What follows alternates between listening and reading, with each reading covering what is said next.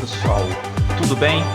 Estamos aqui de novo em nosso 7º capítulo do nosso curso de Física. Eu sou o professor Robson Santos e nessa terceira aula o objetivo é entrar na dinâmica dos movimentos circulares, em que o assunto será forças em trajetórias curvilíneas. Na primeira aula, tratamos sobre os movimentos circulares sem considerar as forças ali envolvidas. Falamos somente dos conceitos das grandezas físicas envolvidas no processo, como período, frequência, velocidade linear e velocidade angular. Na aula 2, falamos sobre a transmissão de movimentos angulares. Falamos de acoplamentos não coaxiais e acoplamento coaxial.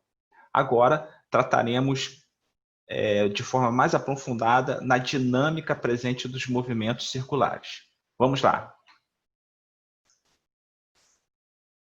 Relembrando o que nós vimos na nossa primeira aula, quais são as características do movimento circular?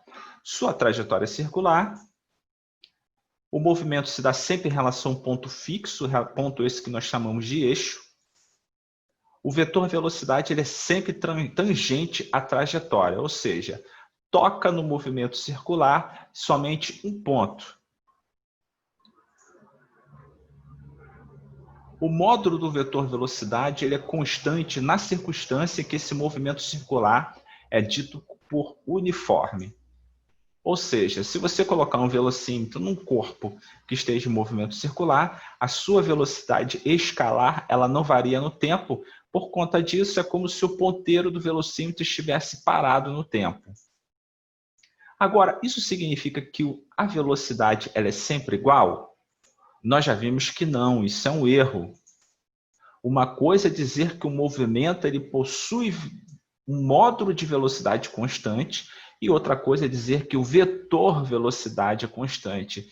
São premissas distintas. Primeiramente, velocidade é uma grandeza física vetorial, ou seja, possui módulo, direção e sentido. Portanto, como o vetor velocidade ele muda constantemente de direção no movimento circular, esse vetor ele deixa de ser constante porque está alterando uma das características do vetor, que é a direção.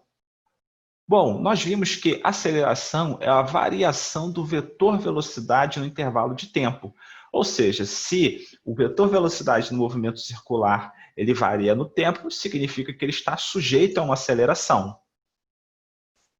Agora, qual é o nome que nós damos à aceleração que altera somente a direção da velocidade, porém mantém-se o sentido e mantém-se o módulo? Nós chamamos isso de aceleração centrípeta. A aceleração centrípeta é aquela que está presente quando o vetor velocidade muda somente em direção, descrevendo assim o movimento circular. E a aceleração centrípeta, ela também é um vetor e ela é sempre orientada para o centro da curva. E como que nós determinamos o módulo do vetor aceleração centrípeta? Basta você pegar o módulo da velocidade, elevá-lo ao quadrado e dividir pelo raio da sua trajetória.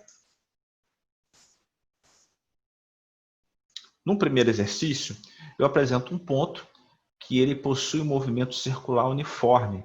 Ele descreve 15 voltas por segundo em uma circunferência de 8 centímetros de raio.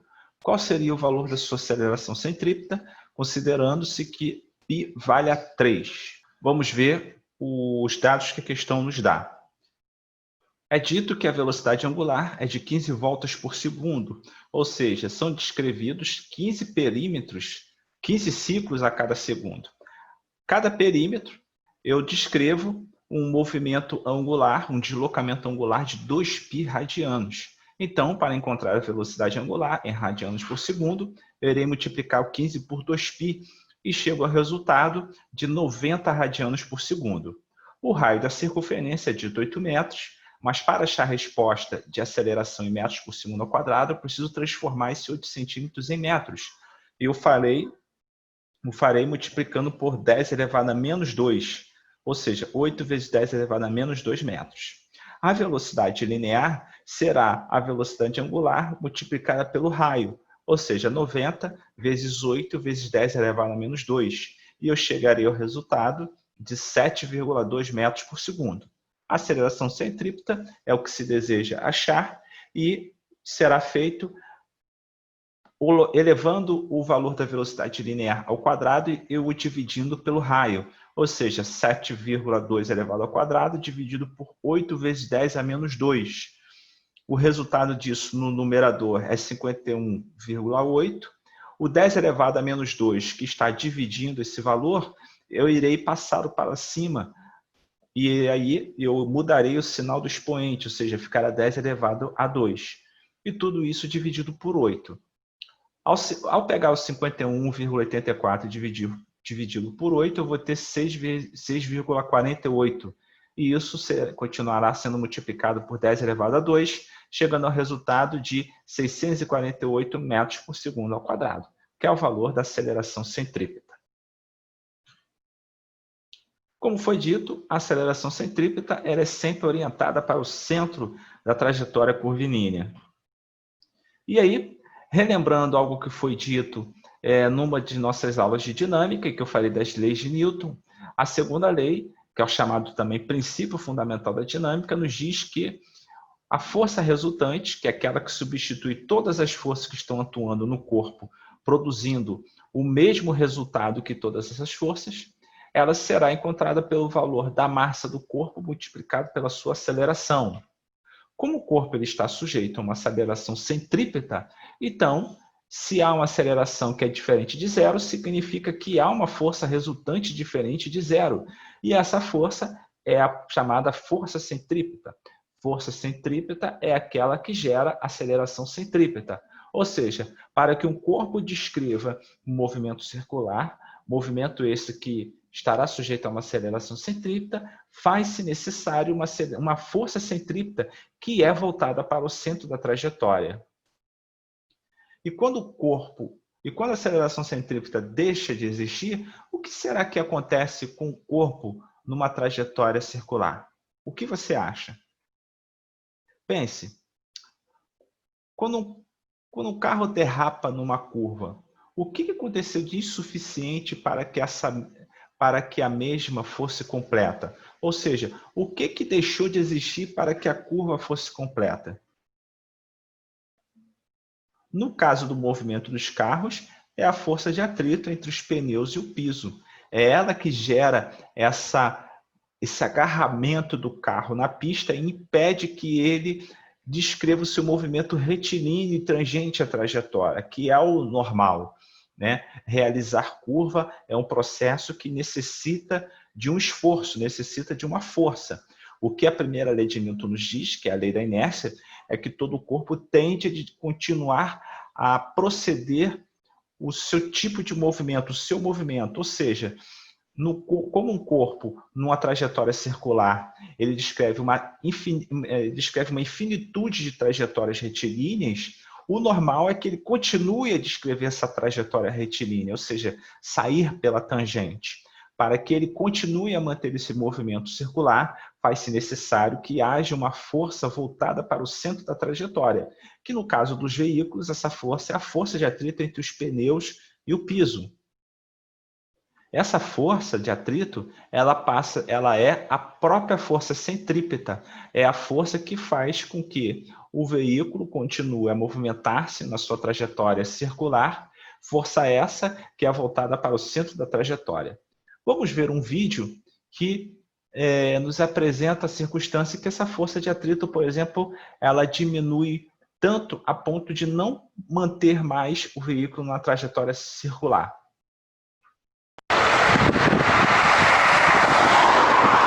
Os motoristas não têm noção do perigo e carca a borracha.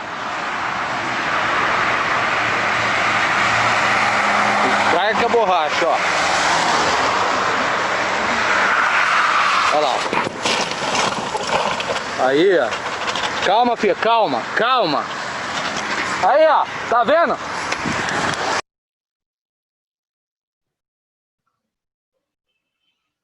Pois bem, vimos a circunstância ainda há pouco em que o atrito entre os pneus e o piso era tão pequeno a ponto de não ser capaz de oferecer uma força centrípeta e manter o veículo na trajetória retilínea.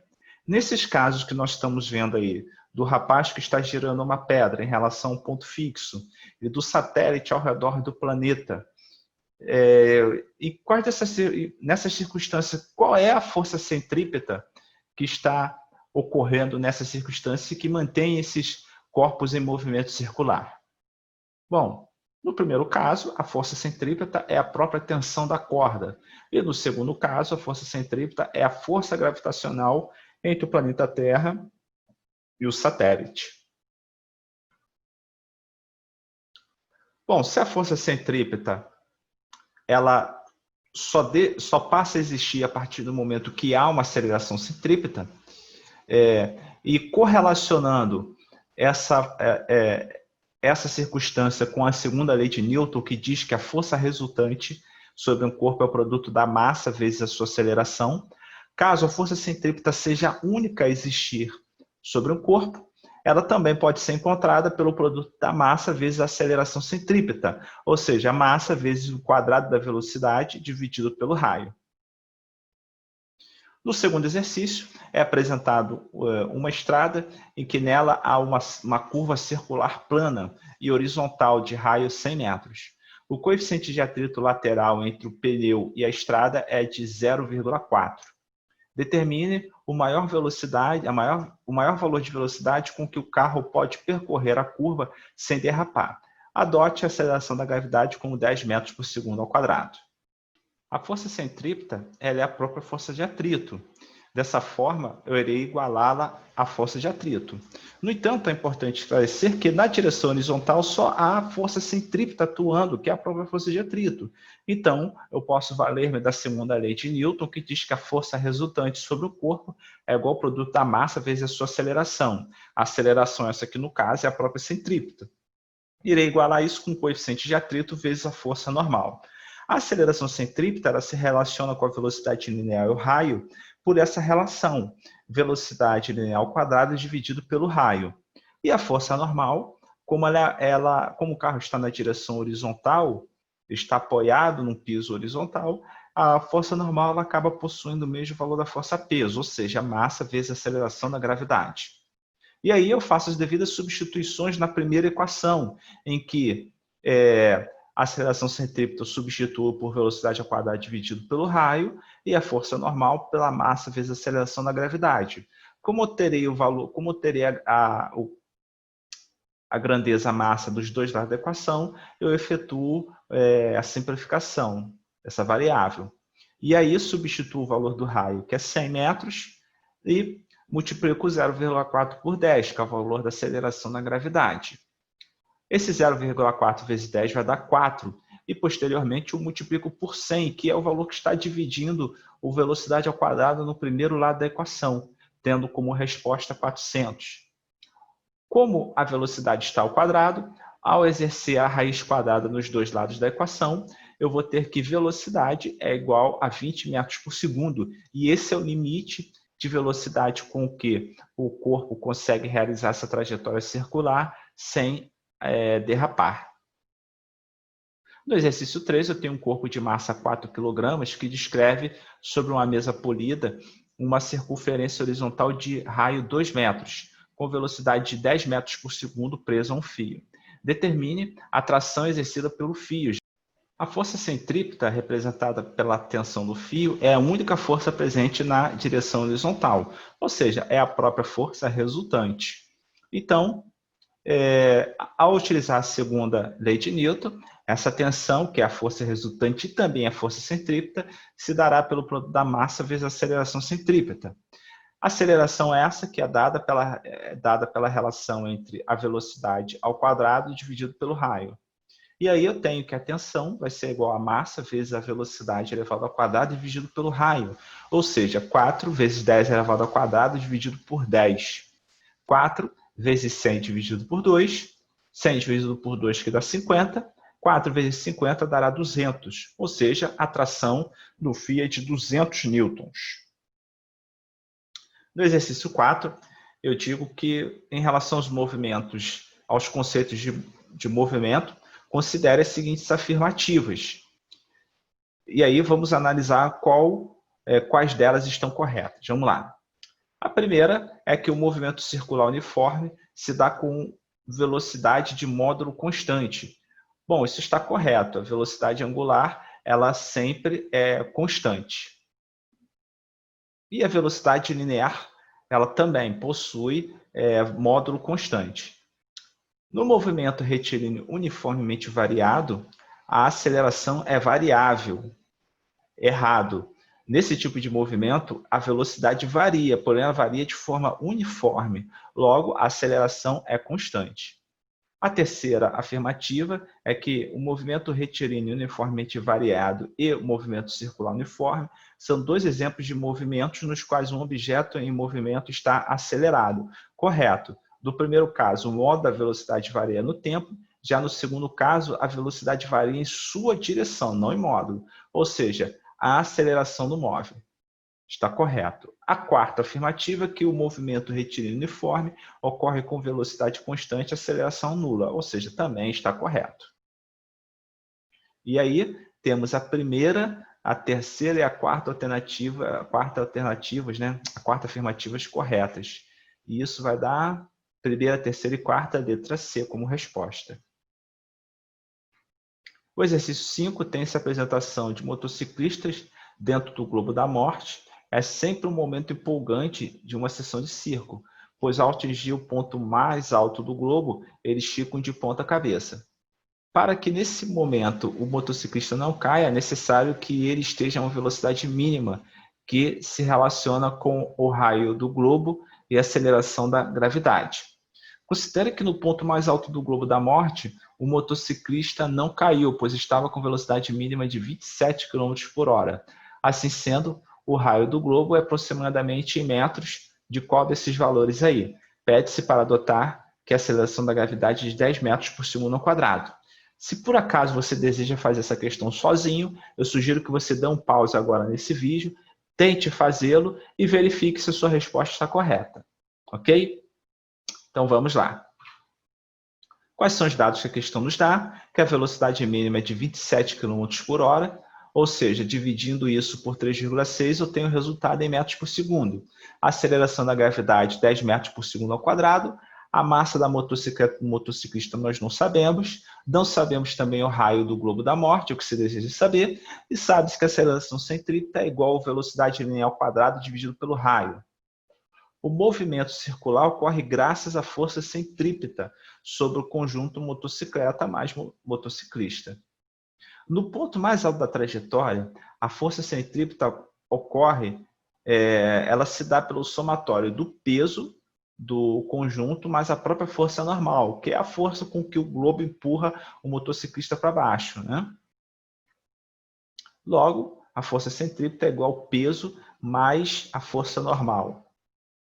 O conjunto motocicleta mais motociclista cairá quando a força normal ela for nula. Ou seja, a força normal é nula a partir do momento em que o motociclista não está mais comprimindo o globo. A partir do momento que o motociclista empurra o globo para cima, o globo empurra por reação a motocicleta ou o motociclista para baixo. A partir do momento que esse motociclista ele cai no ponto mais alto, é porque ele já deixou de comprimir o globo e, por conseguinte, não há mais força normal. E se por acaso a força normal for nula, o que acontecerá? Que a força centrípeta ela será somente o peso do conjunto motocicleta mais motociclista. E aí teremos que massa vezes a aceleração da gravidade, que é a força centrípeta, massa vezes a aceleração centrípeta, vai ser igual a massa vezes a aceleração da gravidade. E aí, a aceleração centrípeta é essa, que é a velocidade elevada ao quadrado dividido pelo raio, vai ser igual à aceleração da gravidade. Veja que eu simplifiquei os valores de massa total dos dois lados da equação. E aí, teremos 2 dividido por 3,6 elevado ao quadrado, dividido pelo raio, vai ser 10. O raio passa para o outro lado multiplicando 10, E o 10, por conseguinte, eu passo para o outro lado dividindo essa relação, né? 27,3,6 elevado a 2. Essa fração vai ter como resultado 7,5. E ao elevar isso ao quadrado, eu vou ter o valor 56,25 dividido por 10, que vai dar 5 vezes 5,6,25 metros. E o resultado disso é letra A, 5,6, que é o valor aproximado. O exercício 6 apresenta um pêndulo que é formado por um fio ideal de 10 centímetros de comprimento e uma massa de 20 gramas presa em sua extremidade livre. O pêndulo chega ao ponto mais baixo de sua trajetória com a velocidade escalar de 2 metros por segundo. A tração no fio é em newtons. Quando o pêndulo se encontra nesse ponto da trajetória, será qual? Veja, a questão aí apresenta, a figura apresenta qual é o ponto mais baixo dessa trajetória. Vamos definir como sentido positivo o sentido para cima, na direção vertical. Os dados que a questão nos dá é que o comprimento do fio é de 10 centímetros, ou seja, 10 vezes 10 elevado a menos 2 metros. A sua massa é de 20 gramas, 20 vezes 10 elevado a menos 3 quilogramas. A velocidade linear do ponto mais baixo vai ser de 2 metros por segundo. E a aceleração da gravidade vai ser menos 10 metros por segundo, porque o sentido positivo foi determinado para cima. Portanto, a força centrípeta será igual ao somatório da tração do fio e do peso do corpo. Tração do fio é essa que é voltada para cima e o peso do corpo que é voltado para baixo. Quando o corpo está no ponto mais baixo da trajetória, tração e peso vão ter a mesma direção, porém sentidos opostos. E aí, teremos que essa força centrípeta vai ser a tração mais o peso, T mais M vezes G. E aí, o que eu vou fazer? Eu vou pegar esse valor de massa vezes a aceleração da gravidade e vou passar para o outro lado da equação, que aí vai subtraindo. Então, a tração vai ser massa vezes a aceleração centrípeta menos a aceleração da gravidade. A aceleração centrípeta é essa, que é V ao quadrado dividido por R, e isso menos G. O que eu farei? Eu farei a substituição dos valores, né? Massa 20 vezes 10 elevado a menos 3.